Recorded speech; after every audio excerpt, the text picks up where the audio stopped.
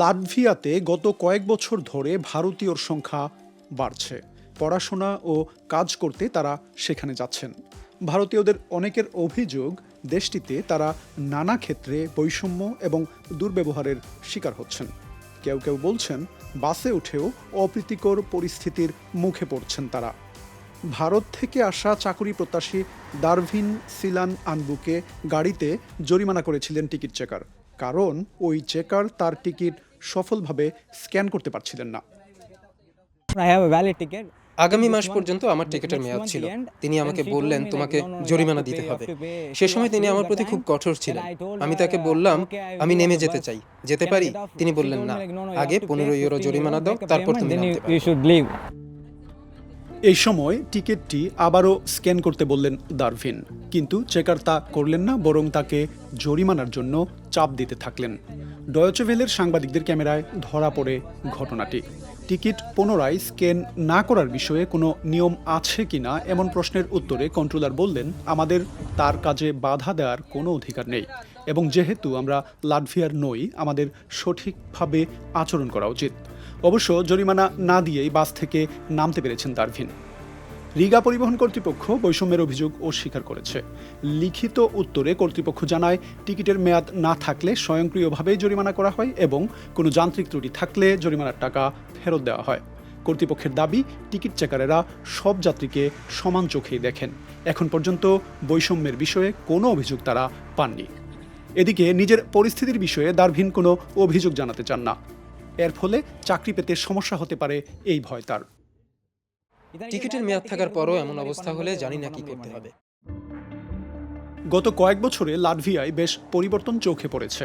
স্থানীয় লাটভিয়ান এবং সংখ্যালঘু রুশ ভাষার লোকেদের এই দেশটিতে বিদেশিদের সংখ্যা বাড়ছে।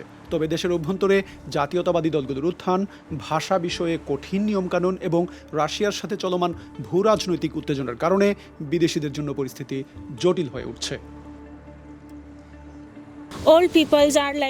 প্রবীণরা আমাদের দেখে বৈষম্যের চোখে, তবে তরুণরা খুবই বন্ধুবৎসল, তাই বিষয়টি আমরা খুব একটা পাত্তা দিই না।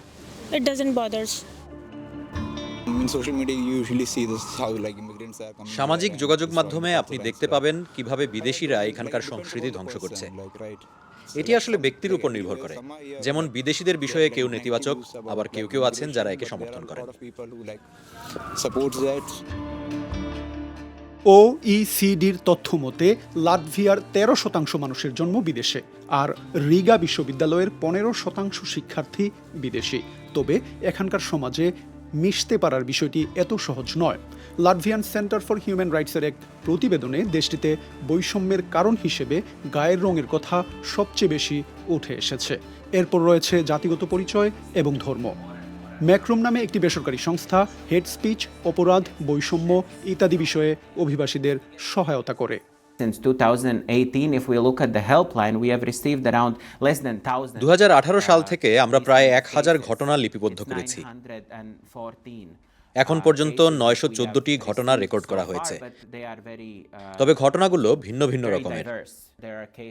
এমন ঘটনা রয়েছে যে গাড়িতে শিখ ধর্মাবলম্বীর মাথার পাগড়ি খুলে ফেলা হয়েছে, আবার একজনের ভুলের জন্য অন্যজনকে শাস্তি দেওয়া হয়েছে।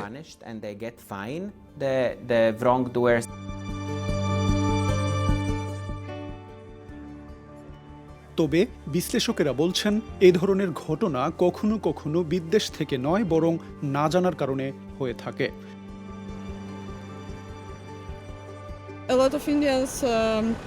অনেক ভারতীয় এখানে পড়াশোনা করেন, কাজ করেন। আমি নিজে রিগা টেকনিক্যাল বিশ্ববিদ্যালয়ে পড়াশোনা করি।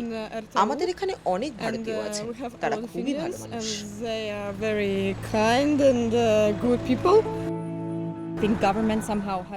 বর্ণবাদ বিষয়ে মানুষকে সচেতন করতে সরকারের এগিয়ে আসা উচিত, কারণ এটাই ভবিষ্যৎ। পৃথিবীটাই এখন বহু সংস্কৃতি। আমি মনে করি এই পরিস্থিতিতে সরকারের পদক্ষেপ প্রয়োজন। অভিবাসন বিষয়ক পরামর্শক স্ভেটলানা লিপাটোভা জানালেন, আবাসন খাতেও বৈষম্যের ঘটনা ঘটছে। Many owners of the apartments they do not want অনেক অ্যাপার্টমেন্টের মালিক ভারতীয়দের কাছে বাড়ি ভাড়া দিতে চান না। এটি কোনো ভালো বিষয় নয়, কিন্তু এটি এখনো সমস্যা হিসেবে রয়ে গেছে। companies, some আর commercial কিছু কোম্পানি agencies, কিছু এজেন্সি they অনেক just টাকা নিয়ে put থাকে, prices very high and rent বিশেষ করে ছোট very little, অ্যাপার্টমেন্টের ক্ষেত্রে, very যেমন small 20-30 square apartment, metre. 20, 30 square meters.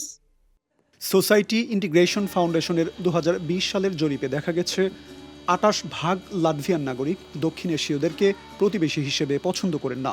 2024 সালে এই সংখ্যা বেড়ে দাঁড়িয়েছে 34%। বিষয়টি স্বীকার করছে কর্তৃপক্ষ এবং এই বিষয়ে সহযোগিতার প্রতিশ্রুতিও তাদের। Diskriminācijas izaicinājumi viņi pastāv.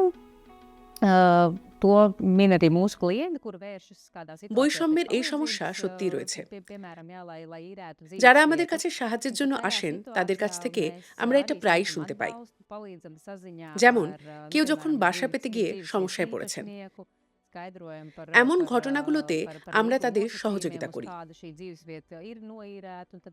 যেমন বাড়িওয়ালার সাথে যোগাযোগ করা, ভাড়ার শর্তাবলী পরিষ্কারভাবে জানানো এবং একটি সমাধান পেতে দুই পক্ষের সাথে কথা বলা।